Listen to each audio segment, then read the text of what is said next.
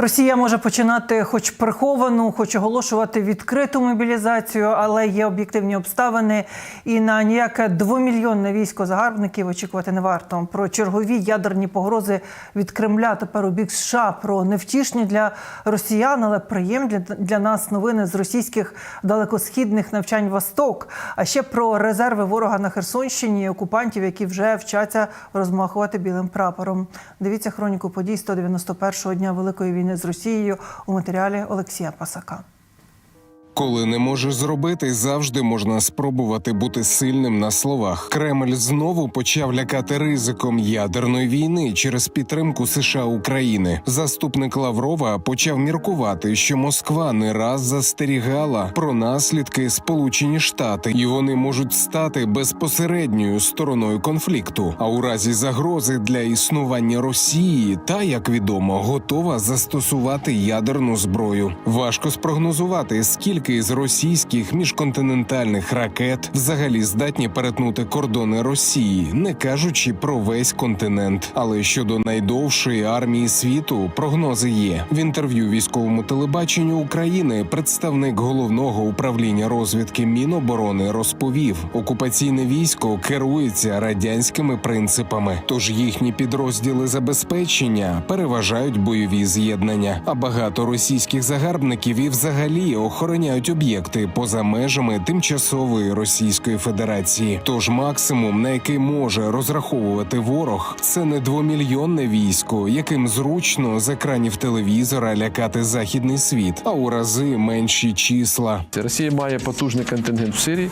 Росія має розгалужену мережу військових баз на території колишнього Радянського Союзу, це ж та і Вірменія, той же самий Таджикистан, контингент в Нагорному Карабахі, контингент в Казахстані. Таким чином, якщо це скласти все в єдине, то і вийде 300-350 тисяч, які Росія може застосувати в війні проти України. Тож не дивно, що на міжнародних військових навчаннях «Восток-2022», які нині ворог почав на своєму далекому сході, офіційно учасниками заявлені лише 50 тисяч військовослужбовців, коли 2018-го говорили про 300 тисяч. Британське Міноборони має свої розрахунки. Кажуть, малоймовірно, що справжня цифра учасників вишколу перевищить навіть 15 тисяч. Зменшилася й кількість задіяної техніки. В 2018-му говорили про 36 тисяч одиниць, а нині лише близько 5 тисяч. Офіційно російське міністерство нападу каже, що до навчань цьогоріч залучать авіаційну групу зі 140 літаків. І знову ж 4 роки тому їх було понад 1000.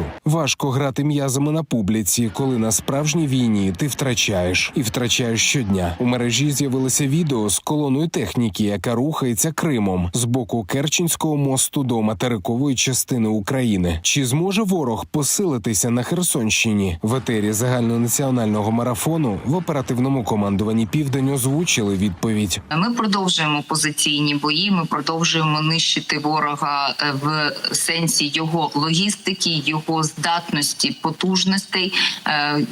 Летять в повітря склади з боєприпасами, зриваються понтонні переправи. Це означає, що логістика і транспортне сполучення ворога підірвано настільки, що підтягувати резерви вони не можуть. Ще залишаються деякі шляхи транспортні, які вони гіпотетично могли б використати, але і вони під нашим вогневим контролем. Ворог залишається без резервів, а гарячий український південь не має ані обіцянок, ані пробачень для окупантів. Мешканці Чаплинки, Олешок, Нової Каховки та інших населених пунктів лише і встигають, що викладати в мережу нові відео вибухів і прильотів по ворожих об'єктах. Але гаряче не лише на Херсонщині. У ніч проти п'ятниці детонував склад із боєкомплектом на Запоріжжі біля Мелітопольського литовища. Міський голова Іван Федоров повідомив, що після точкового влучання детонація снарядів тривала кілька годин. Практично щодня ми маємо нові рекорди рекорди щодо втрат окупантів. Тож від початку великого вторгнення Росія вже втратила понад 2000 танків. Про це повідомили у Генштабі. Крім відмінусованих 12 панцерників минулої доби, також більше не скуштують херсонських кавунів ще 350 окупантів. Знищено ще 21 бойову броньовану машину, 11 артилерійських систем, 2 реактивні системи залпового вогню, одиницю спецтехніки та 8 одиниць автомобільної техніки. Також підбито ще 2 ворожих крилатих ракети та 2 безпілотники. А ті загарбники, які мають бодай трохи здорового глузду, невдовзі зрозуміють, чи їх врятує не розконсервована БМП чи запасний магазин до Калашникова, а перевірений історією спосіб – білий прапор, який тепер набагато дієвіший, аніж окупаційний триколор.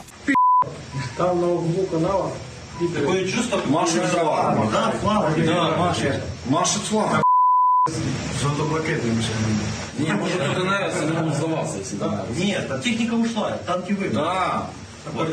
А вот це ось лазить усе ще. Вон, пішли. Смешно посмотреть. А ну, Андрюха, дай туда один снаряд. Ободряющий, я серьезно говорю. Ободряющий, поощрительный. А он блестит вот слева, бачишь? Белым машет. Да? Да.